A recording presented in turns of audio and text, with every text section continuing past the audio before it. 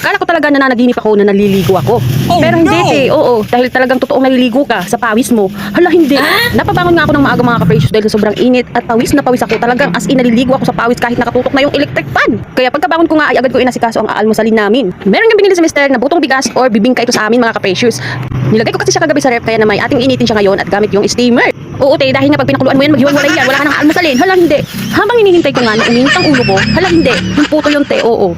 May binili sa mister na peanut butter at paborito ko to mga ka-precious. Sakto dahil may natitira pang tinapay or pandesal kahapon, kaya ito ay ating gagawing peanut butter sandwich para naman mas masarap yung almusal natin, di ba? Buti na lang bumili sa mister ng peanut butter dahil talagang paborito ko to, te. Oo. Mas gusto ko kasi ang lasa nito kaysa sa ibang palaman. Kahit anong palaman pa yung iharap mo diyan, mas pipiliin ko yung peanut butter. Oo, te. Kaya naman kagabi ay tuwang-tuwa ko nung nakita ko may peanut butter sa bitbit na grocery ni mister. Hala, oo, te. Kaya sa dinami-dami na binili niya kagabi, yung peanut butter lang talaga yung pinansin ko, te. Oo, at doon ako natuwa. Hala, hindi.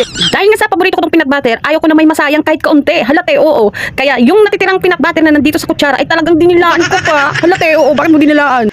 Pagkatapos ko mamalagyan ng peanut butter itong mga natirang pandesal, ay agad naman akong nagtimpla ng kape. Oo, te, magtitimpla ka na lang muna ng kape dahil ang tagal umiit ng ulo mo. Hala, hindi. Ng puto, te. At sa tagal ng paghihintay ko, mga 10th century pa yung te. Oo, ang tagal. Sa wakas ay natapos na din. Uminit na din yung ulo ko, te. Oo, hala, hindi. Yung puto, te. Mas masarap kasi itong putong bigas pag mainit mga ka-precious. Ang tawag nito sa amin, salitang waray, ay bibingka. Gabi kasi yung binibili ni Mr. mga ka-precious. Pagkagaling niya sa shop, bumibili na siya ng mga aalmusalin sa palengke bago umuwi. Kaya lahat ng mga binibili niyang aalmusalin ay nilalagay ko sa ref para kinabukasan ay iinitin ko na lang para hindi masirate. Oo, sayang.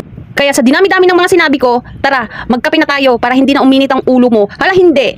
Kung akala nyo ako lang mag-isang kumakain dyan, pero hindi. Dahil nga, dalawa kami dyan. Ayaw nung mapakita ni Mr. sa kamera dahil nga natatakot siya, baka siya malusaw. Hala, hindi.